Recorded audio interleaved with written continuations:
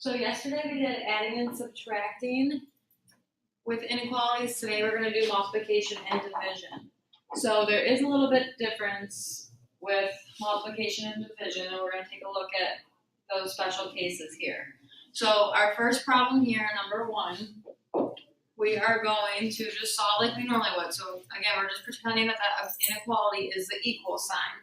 So instead of multiplying by 5 on each side, we're going to divide by 5. And then we bring everything down. So x is greater than 25 divided by 5 is 5. Then we're going to graph our equation here. So we're going to put 5 in the middle. And since it's just less than, we're going to have an open circle on 5. And then the numbers that are greater than 5 go to the right. Now for this next problem here, and we can always check our answers. If we look at anything here with our arrow, 6 or 7, if I was to plug that in, 6 is greater than 5, 7 is greater than 5. So all of those make our statement true.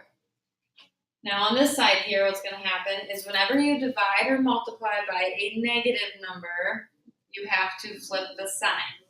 So since we're dividing by a negative, we're changing what we're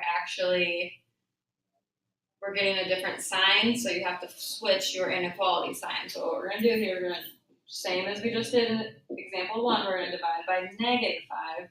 So since we're dividing by a negative, we're going to take x, and now instead of it being the greater than symbol, we are going to switch it to be less than, and then 25 divided by -5 is -5. And then we're just going to graph like we normally would. So we're going to put -5.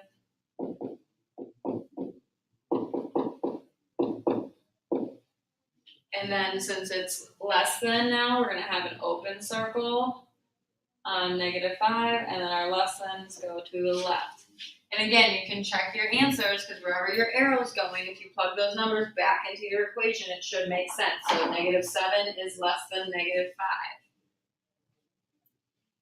And then example 3, very similar, except now we have 5x is greater than -25. So if we look here, we're going to solve like we normally would, divide by 5. However, what I am dividing by is +5. So I do not have to switch the sign because the number that I am dividing by is positive. It doesn't matter that the 25 is negative because I'm not dividing by the 25, I'm dividing by the 5. So whatever number you're dividing by, that is how you determine if you have to switch the symbol or not. So this will just be x is greater than -5.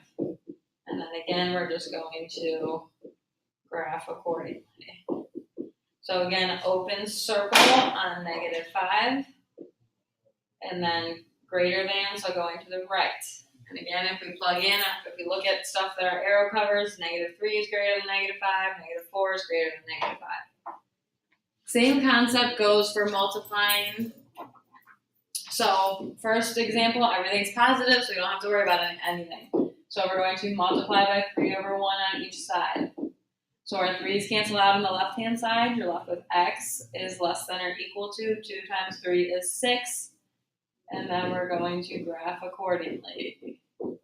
So since it says less than or equal to, I'm going to have a closed dot on 6, and I'm going to go to the left because that is less than. And again, I can plug in 4 or 5. Those are both less than or equal to 6.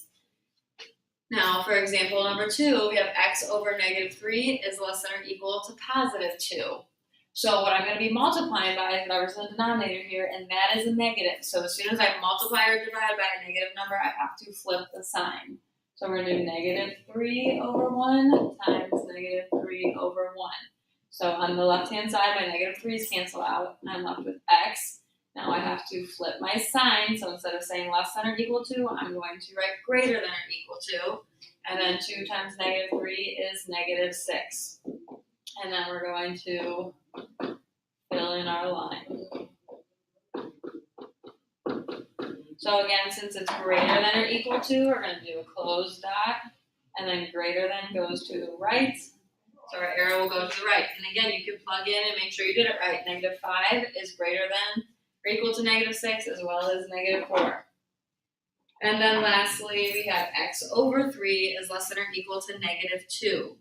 So we do have a negative, however, when we go to multiply, we have to multiply by 3, and that 3 is positive. So since it's positive, we do not have to change our symbols. So we're just going to have x is less than or equal to -6, and then draw our number line. So since it says less than or equal to, we are going to put closed, and then we're going to go to the left because that is less than. And again, you can plug in and check. -7 is less than or equal to -6, and same with -8.